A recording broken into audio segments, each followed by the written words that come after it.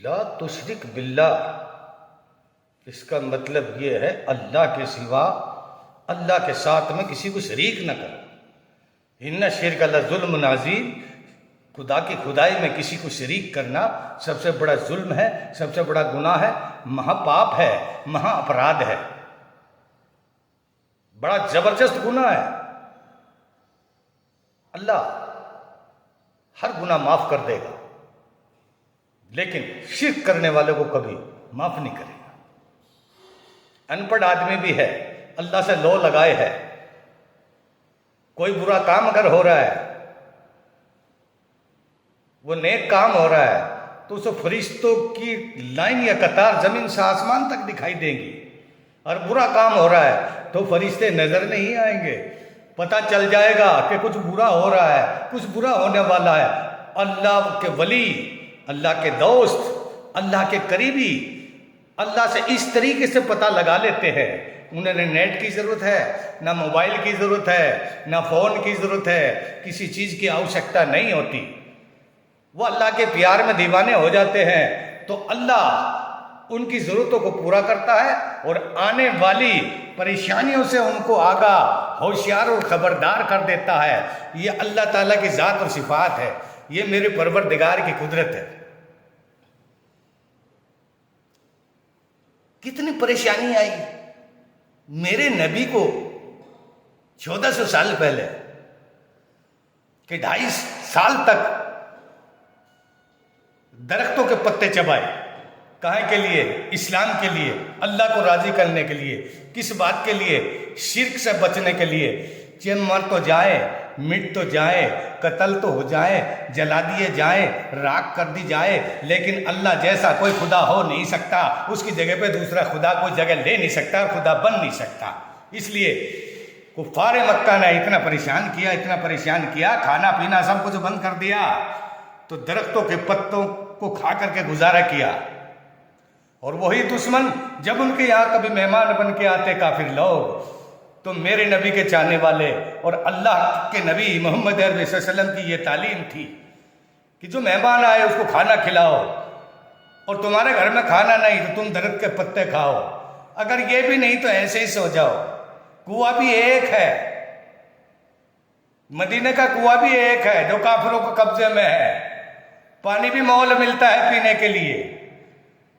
جب شرک نہ کیا، ایسے ٹائم پہ چاہتے تو شرک کر دیتے، حالانکہ اللہ کی طرف سے پیغام آیا ہے میرے پیارے محبوب صلی اللہ علیہ وسلم، یہ جو بدر کے اور احد کے پہاڑ ہیں، آپ ان پہ ہاتھ رکھ دو، میں انہیں سونا بنا دیتا ہوں، میں انہیں ہیرے جواہرات بنا دیتا ہوں۔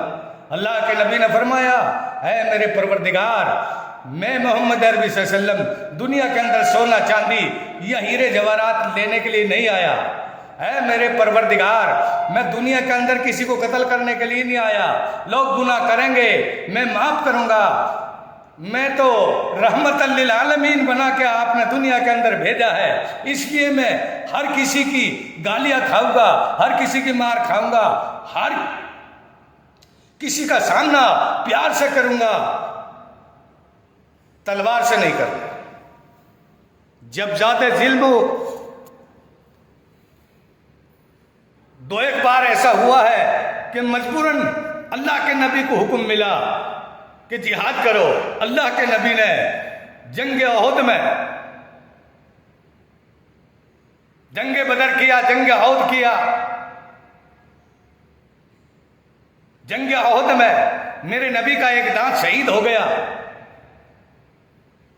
لوہے کا کوئی ٹوپ تھا، اس میں جنجیر تھی، سر کے اوپر سرکار مدینہ صلی اللہ علیہ وسلم کے چہرہ انور پر، گال پر، رخسار پر چین کی ایک کیل چبھ گئی۔ میرے نبی، لمبی گردن، لمبی پلکیں، خوبصورت چہرہ، چوڑی چھاتی، پیٹ نکلا ہوا نہیں، لمبا قد و قامت، دنیا میں سب سے حسین، جمیل، خوبصورت انسان میرے آقا و مولا محمد عربی صلی اللہ علیہ وسلم تھے۔ ان جیسا حسین خوبصورت کوئی پیغمبر آنے والا نہیں۔ اللہ نے ایسا پیغمبر بنا کر کے دنیا کا رہنما بھیجا دنیا کو خبردار کرنے کے لیے، اسلام کا ڈنکا بجانے کے لیے، اللہ کا ایڈورٹائز کرنے کے لیے 1,29,000 پیغمبر اللہ نے بھیجے۔ لاسٹ میں، آخری میں، اب سے 1400 سال پہلے میرے نبی محمد عربی صلی اللہ علیہ وسلم کو لاسٹ میں بھیجا۔ 63 سال کی عمر ہوئی، 63 سال میں زندگی میں بتایا جاتا ہے کبھی پیٹ بھر کے کھانا نہ کھایا۔ کیوں؟ غریبی اتنی تھی، پیٹ سے پتھر باندھتے تھے۔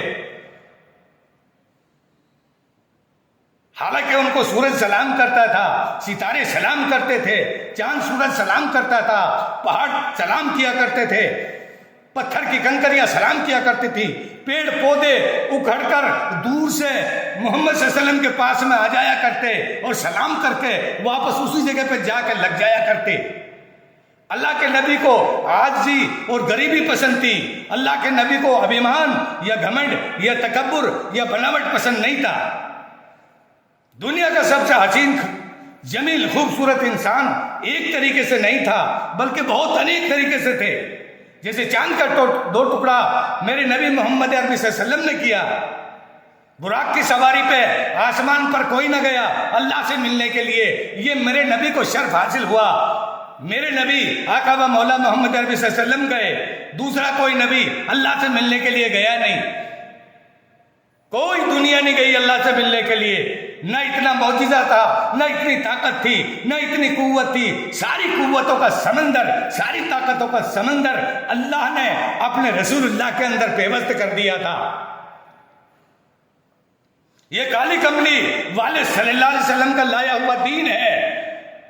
اب کوئی نبی آنے والا نہیں، کوئی آنے والا نہیں، صرف فرشتے آتے ہیں، اللہ دیکھتا ہے، فرشتے لکھتے ہیں، نقل کرتے ہیں، اللہ کے سامنے پیش کر دیے جاتے ہیں۔ زمین روزانہ پکارتی ہے، یا اللہ تو اجازت دے دے، یہ لوگ زنا کر رہے ہیں، بلاತ್ಕಾರ کر رہے ہیں، قتل کر رہے ہیں تیری بنائی ہوئی زمین کے اوپر، یا اللہ تو مجھے اجازت دے دے۔ زمین روزانہ پکارتی ہے، میں لقمہ بنا کر ان کو نگل جاؤں اور ان کو اندر ڈس لوں۔ پتہ نہیں کیسی کیسی آواز دیتی ہے۔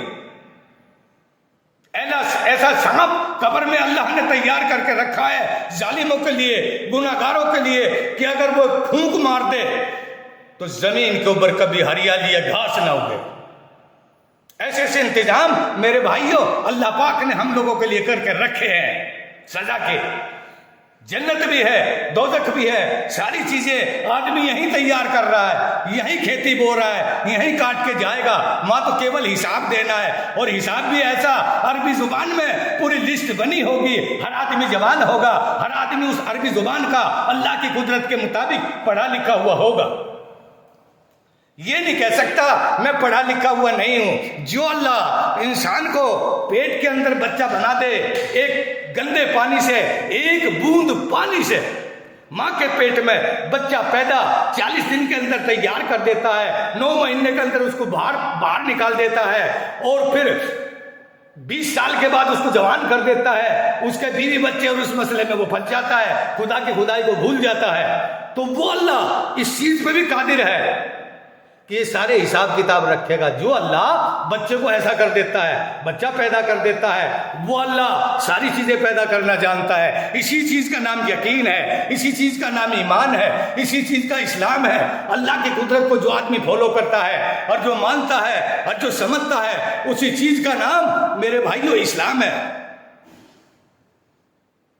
بتایا جاتا ہے جنگ احد میں وہ کیل چبھ گئی، چین چھپ گئی، لوہے کی چین میرے نبی محمد عربی صلی اللہ علیہ وسلم کے رخسار مبارک پر۔ ابن عبیدہ نے، ایک صحابی نے اپنے دانت سے پکڑ کر اس کو کھینچا۔ جنگل ہے، جنگ ہو رہی ہے، میدان ہے، کفر اور اسلام کے بیچ میں جنگ ہے، کانٹا نکالنے کی یا کیل نکالنے کا کوئی اوزار نہیں، کوئی سامان نہیں۔ صحابی نے میرے محمد عربی صلی اللہ علیہ وسلم کے دکھ کو برداشت نہ کیا، اپنے دانتوں سے کھینچ لیا، اوپر کے 2 دانت ٹوٹ گئے، نیچے کے 2 دانت ٹوٹ گئے۔ اللہ پاک نے خون کا فوارہ چھوٹ گیا. اللہ تعالیٰ نے جبریل علیہ السلام کو جو آسمان کا فرشتہ ہے, آسمان سے آتا ہے, فوراً جبریل کو حکم دیا, اے جبریل پھٹافٹ جاؤ, میرے محبوب کا ایک بھی خون کا قطرہ زمین پہ گرنے نہ پائے. اگر خون کا قطرہ زمین پہ گر گیا تو جبریل کہے گا, تو فرشتہ کہے گا ہے, میرے محبوب کو تکلیف ہو رہی ہے, جلدی جا. جبریل علیہ السلام ایک ایسا فرشتہ ہے, پوری دنیا کا کام اور کاروبار اور نظام ایک جیسے انسان پلک جھپکتا ہے, سیکنڈ میں تو زیادہ دیر لگتی ہے, پلک جھپکنے میں سیکنڈ نہیں لگتی, پلک جھپکتے ہی جبریل علیہ السلام پوری دنیا کا نظام طے کر دیتا ہے, پلک جھپکتے. جبریل علیہ السلام فوراً پہنچا, جیسے ابن عبیدہ نے اپنے منہ سے, اپنے دانتوں سے محمد صلی اللہ علیہ وسلم کی وہ کیل رخسار مبارک پہ سے نکالی, خون کا فوارہ چھوٹا. جبریل علیہ السلام نے ایک بھی بوند کا قطرہ میرے نبی کا نیچے نہ گرنے دیا. صحابی کتنا احترام کر رہا ہے, جبریل کتنا احترام کر رہا ہے میرے نبی کا, اللہ کتنا احترام کر رہا ہے, اللہ کتنی محبت فرما رہا ہے. ایسے عالم اور ایسے ماحول میں بھی اللہ کے نبی نے شرک کرنے والوں کو کہا کہ قتل ہو جاؤ, مر جاؤ, برباد ہو جاؤ, سب کچھ لٹ جائے, پرواہ نہیں, لیکن خدا کی خدائی میں کوئی کمی نہیں آنی چاہیے. دروازہ ایک ہی ہو, در تیرا ہو, سر میرا ہو, دروازہ ایک ہو, اور تم روتے رہو, ہم سب نیک ہو, روتے رہیں, اللہ کا فریاد کرتے رہیں, اللہ ہم کو دے گا. وہ اگر نہ دے, کچھ دیر ہو جائے تو صبر کرو, برداشت کرو, غلط دروازہ نہ اپناؤ, کسی سے پناہ نہ مانگو, اللہ اس کو ہرگز برداشت نہیں کرے گا. جنگ احد میں پتہ چلا امیر حمزہ میرے نبی کے چاچا کو شہید کر دیا گیا, کپڑے اتار دیے گئے, ننگا جنگل میں پڑا ہے, شہید کر دیا گیا, اسلام کے لیے, شرک کے لیے قتل کر دیا گیا. لیکن نہیں, دونوں کان کاٹ لیے, زبان کاٹ لی, دونوں ہاتھ کاٹ لیے, اندر سے کلیجہ نکال لیا, 11 ٹکڑے کر دیے, اور شریر پہ سے, جسم پہ سے کپڑے بھی اتار لیے, ننگے جسم پڑے ہیں امیر حمزہ. بہن کو پتا چلتا ہے حضرت صفیہ کو, میرا بھائی جنگل میں پڑا ہے, شہید ہو گیا ہے, اور یہ بھی پتا چل گیا ہے کہ کپڑے اتار کر کے لے گئے, ننگا پڑا ہوا ہے, دونوں کان کاٹ دیے گئے, زبان کاٹ دی گئی, ناک کاٹ دی گئی, کہیں کے لیے, اسلام کے لیے. چلی ہوئی جا رہی ہے, اپنے بھائی کو, لاش کو دیکھنے کے لیے, جنازے کو دیکھنے کے لیے چل رہی ہے. اللہ کے نبی نے فرمایا, اے زبیر بھاگ کے جاؤ, تمہاری والدہ صاحبہ اپنے بھائی کے محبت میں جا رہی ہے, وہ عورت جات ہے, چلائے گی, روئے گی, ماتم کرے گی, کپڑے پھاڑے گی, چھاتی میں مکے مارے گی, اسے روکو.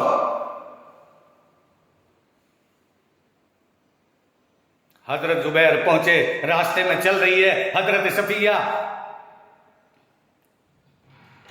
کہا امی وہاں مت جاؤ, لاش آپ سے دیکھی نہیں جائے گی, ایسی شہادت ہے. کہ تو کون ہوتا ہے مجھے روکنے والا, میرے بھائی کا دیدار کرنے والا تو کون ہوتا ہے؟ اپنے بیٹے کے گٹ مارا, مکہ مارا اور پھینک دیا اور راستے سے سائڈ کر دیا, کیونکہ عرب دیش کے رہنے والی نوجوان تکڑی کٹاور اور بہادر عورت تھی حضرت صفیہ.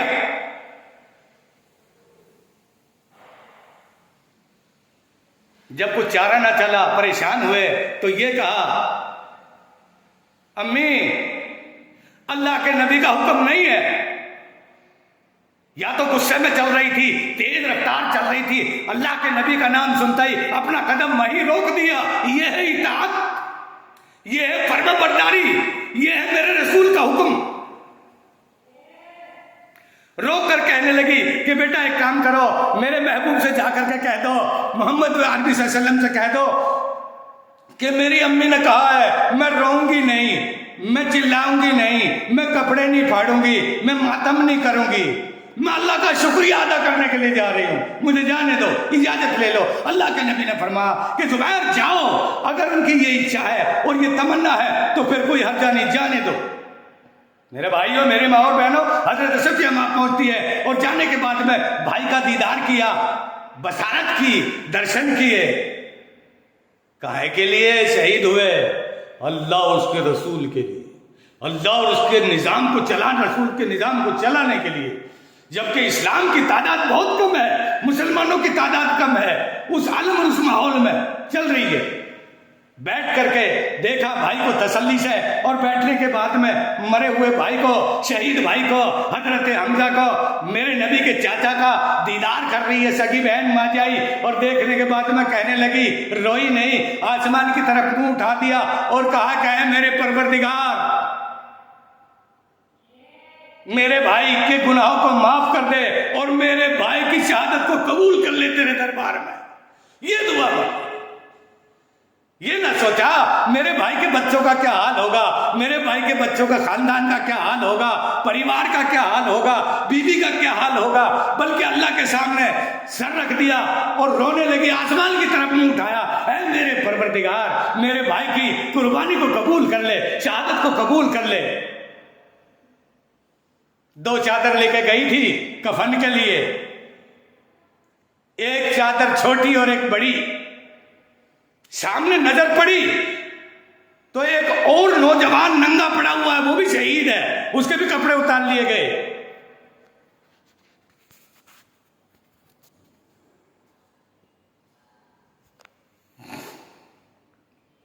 بعد میں اللہ کے نبی آ گئے، وہ 2 چادر دے کے چلی گئی، ایک چادر تو بھائی کے لیے اور ایک چادر اس انصاری صحابی کے لیے. اب دل میں یہ سوچا حضرت صفیہ نے کہ اپنا بھائی کو بڑی چادر دیتی ہوں تو اللہ کے یہاں ناانصافی ہوگی. اللہ فرمائے گا، اے صفیہ، تیرا یہ کیا انصاف ہے؟ وہ جو کلمہ گو ہے وہ بھی تو تیرا بھائی ہے. اور انہوں نے سوچا، ایک تو میرا ماں جایا بھائی ہے اور دوسرا میرے نبی کا کلمہ پڑھ کر میرے کلمے کا بھائی ہے، وہ بھی بھائی ہے. تو چادر اس کو دے دی جاتی ہے، بڑی چادر اس کو دے دی جاتی ہے انصاری کو، اور چھوٹی چادر امیر حمزہ میرے نبی کے چاچا کو دی جاتی ہے. اللہ کے نبی آتے ہیں، وہ چادر کفن بھی نہیں ہے، وہ چادر امیر حمزہ کو اوپر ڈالتے ہیں تو سر چھپا دیا گیا اور پیروں کی طرف میرے نبی نے درختوں کے پتے لگا دیے کفن کی جگہ.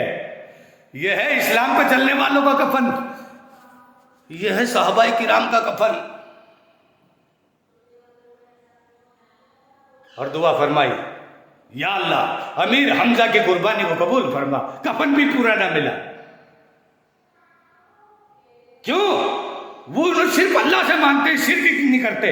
اللہ شرک کی لعنت سے ہم لوگوں کو، شرک کی لعنت سے اللہ تعالیٰ ہم لوگوں کی حفاظت فرمائے. شرک ایک ایسی لعنت ہے کہ آدمی سے ثواب سمجھ کے کرتا ہے، نیک سمجھ کے کرتا ہے، اچھا سمجھ کے کرتا ہے، لیکن یہی آدمی کے لیے ناسور اور کینسر بن کے کھڑا ہو جائے گا. اور ایسے ہی لوگ دنیا کے اندر پریشان ہیں جو اللہ کے دروازہ چھوڑ کر دنیا کا دروازہ اپناتے ہیں، دنیا سے مدد مانگتے ہیں. ان کا کبھی بھلا نہیں ہوتا، وہ ناکام ہو جاتے ہیں، ان کو کبھی کامیابی نہیں ملتی. میرے بھائیوں، ڈرو اس پروردگار سے. کوئی مانتا ہے تو ٹھیک ہے، نہیں مانتا ہے تو کہہ دو لکم دینکم ولی دین، تمہارا دین تمہارے لیے، ہمارا دین ہمارے لیے. بحث کرنے کی کوئی آوشکتا نہیں. دلوں کے حال کو اللہ جانتا ہے. اللہ عمل کرنے کی توفیق عطا فرمائے.